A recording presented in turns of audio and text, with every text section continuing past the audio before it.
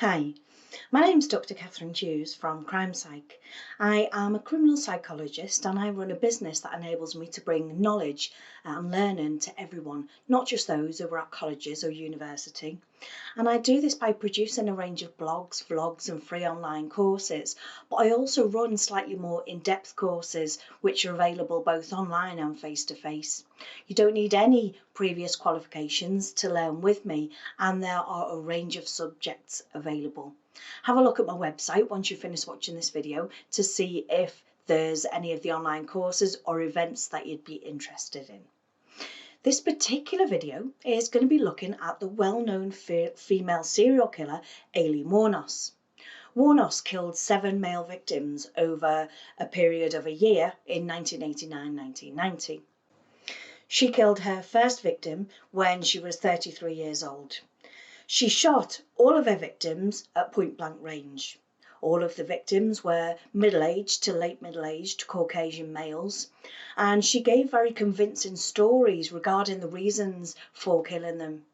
She was eventually given the death sentence and was executed in 2002. I gave a lot of thought on how I was going to present this particular psychological analysis. And that's because after reading all of the material on her upbringing and her crimes, my first instinct was that she was severely mentally ill and had several psychiatric diagnoses. My initial thoughts were that her turbulent upbringing had turned her into a stone-cold killer. However, after I gave it some more thought, I wondered whether this point of view might somehow suggest that she couldn't help it and was maybe less culpable than somebody else who'd killed multiple victims. As with all of the psychological analyses that I do, I begin by taking a look at the upbringing of the person to see if there were any clues that would indicate that Aileen Wournos would go on to become a serial killer. Like most serial killers, Aileen Wournos did have a troubled upbringing. She was born in 1956 in Michigan. Her mother was only 16 at the time that she gave birth. Her mother divorced her husband of 2 years just 2 months before Aileen was born. Her father was an alcoholic child molester who was diagnosed with schizophrenia. He was never a part of her life though, as he committed suicide by hanging himself while he was serving a life sentence in prison for raping a 7-year-old girl. Her mother was also an alcoholic and she abandoned her before her first birthday. Aileen's alcoholic grandparents adopted her and her brother. Her grandfather was both emotionally and physically abusive towards her. He called her derogatory names such as whore, and he physically beat her on a number of occasions. Her grandmother was passive and overlooked her husband's abuse and was also emotionally abusive of Aileen. This is slightly different information which is available on Wikipedia. However, the source that I obtained this information from was a research article written by the psychiatrist who assessed her and was based on official documents and records. According to an aunt, she had an explosive temper as a child, and this made it difficult for her to maintain friendships. She would repeatedly end up fighting with other children and alienating them. By the age of 9, she began stealing from family and friends, and around this time she had an accident playing with fire that left her face and her hands severely burned. During junior high, Aileen was found to have hearing and visual difficulties, which contributed to her poor attainment and her involvement. Her IQ was assessed to be 81. The school did suggest that she should be given some counselling and support to help with her behavioural problems. However, her grandmother refused this. All of this, so far, suggests that Aileen Wournos was a victim of her circumstances.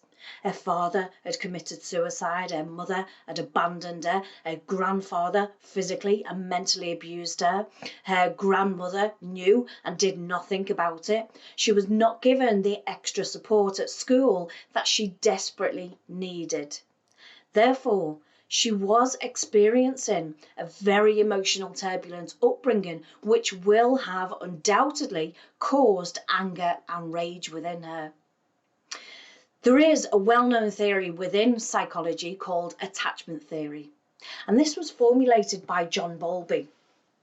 The theory suggests that the care and attachment we experience during childhood has an impact on our adult behaviour and relationships.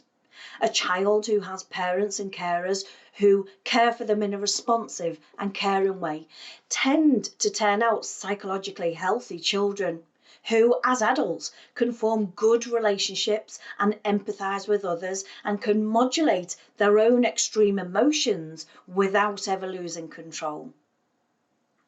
In contrast, a child who has experienced the absence of a secure attachment figure, and this could be a mother, father, or any other caregiver, this might result in the child experiencing affectionless psychopathy. And this condition is characterised by a lack of concern for others and an inability to form relationships. Those children who experience a style of parenting that involves poor supervision, harsh authoritarian discipline, and their parents are more likely to be at conflict with each other, they are not likely to develop into adults who can easily form relationships with others and are less likely to be able to regulate their emotions and will frequently lose control. So we can think of Aileen Wournos as being helplessly propelled along, and all of her killing and illegal behaviour can be blamed for her upbringing. The short answer to that statement is really no, we can't. There are thousands of people who experience turbulent upbringings that do not kill multiple victims. Just because an individual had difficulties and had been let down, abused, abandoned, and generally treated very poorly is no less culpable for murder than somebody who has experienced a loving and supportive childhood. There's no doubt that it will have led to intense feelings of abandonment and mistrust within her, though. Her turbulent lifestyle continued throughout her teens. She became pregnant at just 13 years old and was placed in a home for unwed mothers and was forced to give up her child for adoption. She then began to drink, use drugs and hitchhike around, and eventually turned to prostitution to support herself. While working as a prostitute, she did drink heavily and reported being beaten, maced or raped by her clients, or Johns as they're known, at least 12 times. She attempted to get other work, but her employment expectations were often very unrealistic. She once applied for the position as a lawyer, even though she had no education beyond early high school. She also desired to work within law enforcement, and this was despite her criminal record. But this was most likely to be because of the impact of her psychiatric diagnoses. By age 20, Aileen Wournos married a 69-year-old man. The marriage ended after 60 days because he was abusive. In the same year, her brother died from cancer. During this period, her grandfather committed suicide. At the age of 22, she attempted suicide by shooting herself in the stomach after being rejected by a lover. She was hospitalised for 2 weeks, and a week after her discharge, she overdosed on tranquilizers. From a psychological point of view, all of these events will have formed her characteristically detached personality. She'd lost everyone who had ever been important to her. She'd been unsuccessful in relationships. She'd been sexually assaulted and raped a number of times. She clearly had animosity towards men and sex. Sex to Wournos was not a loving, intimate event. It was either a way of others to abuse her or a way of making a living. Other people had taken from her in many different ways, in a number of different forms. Therefore, she began to think that that was normal. Violence was normal. Lacking empathy was normal. Being treated as less than human was normal. Wournos did have a criminal record before she began a killing spree. She spent time in prison for armed robbery. She'd also been charged with being dangerous in public. She was also charged with being under the influence of narcotics, public intoxication, assaults, obstructing an officer, unlawful use of a licence, burglary, shoplifting, auto theft, disorderly conduct, armed robbery, grand larceny and forgery. There is, of course, a lot of information which is available on Aileen Wournos' background and her life. But all of this information indicates that she was unable to form meaningful and lasting relationships. She had been in relationships with both men and women. There was also evidence of a sadomasochistic component to Wournos' psychosexual makeup. She had admitted to one of her male lovers that she had a fantasy in which she is lying in bed when a hooded man climbs in the window and rapes her. Again, from a psychological point of view, this is fairly unsurprising. It's likely that being raped and having sex taken from her so many times had led her to accept that this was a normal aspect of sex and intimacy. Wournos admitted to killing 7 men over a 12-month period from December 1989 to November 1990 when she was 34 years old. All of the victims were middle-aged to late middle-aged Caucasian males. She did give convincing stories regarding the reasons for her killings, particularly for the first victim. Her initial claim was that she thought that he was going to take back the money that he'd paid her for sex and also possibly beat her, so she shot him. She later revised that story and said that he didn't pay her but still tried to have sex with her, which led to a physical altercation. During that night, she said that they'd struggled over her purse and she'd grabbed her gun and shot him. However, in her most dramatic account, which is the one portrayed in the film I'm a Monster, she claimed that he didn't pay her, that the man had tied her to the steering wheel and raped her vaginally and anally. After sexual assault, he reportedly poured alcohol into her eyes, vagina and anus and threatened to kill her. She managed to struggle free, she recalls, and get her gun and kill him in self-defense. And later on in interviews while she was on death row, Wournos wavered in interviews between having killed her victims in self-defense and in the course of a robbery. Despite her lower than average IQ, Wournos was intelligent enough to know that she had to justify the murders. However, it's evident that she didn't have any empathy whatsoever for these victims. She thought of them as being less than human and didn't acknowledge their suffering. Wournos was diagnosed with antisocial personality disorder because of the disregard for and violation of the rights of others since she was about 15 years old. The scores for this test were on the extreme end of the continuum, and as such, that would also mean that she would be classified as a psychopath. She also met the criteria for borderline personality disorder, and this was based on her instability in interpersonal relationships, her self-image, and her impulsivity.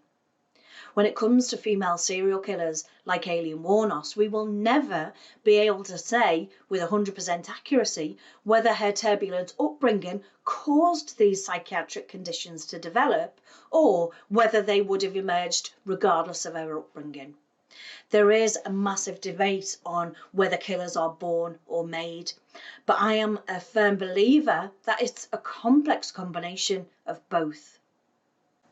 As young brains are evolving, we look to our caregivers for guidance on how we should behave and how we should interact with others. Our brains are developing and rapidly changing throughout childhood. It is already a well-known fact that alcohol abuse while pregnant can cause behavioural and learning difficulties in a child in their later life. Therefore, when a woman, or a man for that matter, kills and is subsequently diagnosed with psychiatric conditions, we can't say whether it's 100% nurture or 100% nurture. It is likely to be a complex combination of both. You may be feeling at this point somewhat sympathetic towards Aileen Wournos. Firstly, because of her turbulent upbringing. She had experienced a lot of abuse and neglect while she was growing up. Secondly, you may feel some sympathy because of the complex set of psychiatric conditions that she was diagnosed with. Some of you may even be thinking that it's no wonder she became a serial killer. However, as I have already mentioned, there are thousands of people who experience turbulent upbringings that do not kill and do not commit crimes. Similarly, there are thousands of people with antisocial personality disorder and with borderline personality disorder and psychopathy. These conditions don't always cause an individual to behave in antisocial or criminal ways. In summary, Aileen Wournos killed those 7 men because she wanted to. She said to a filmmaker during an interview that she killed the men in the process of robbery. She said that she didn't kill for the thrill of it, but for the robbery.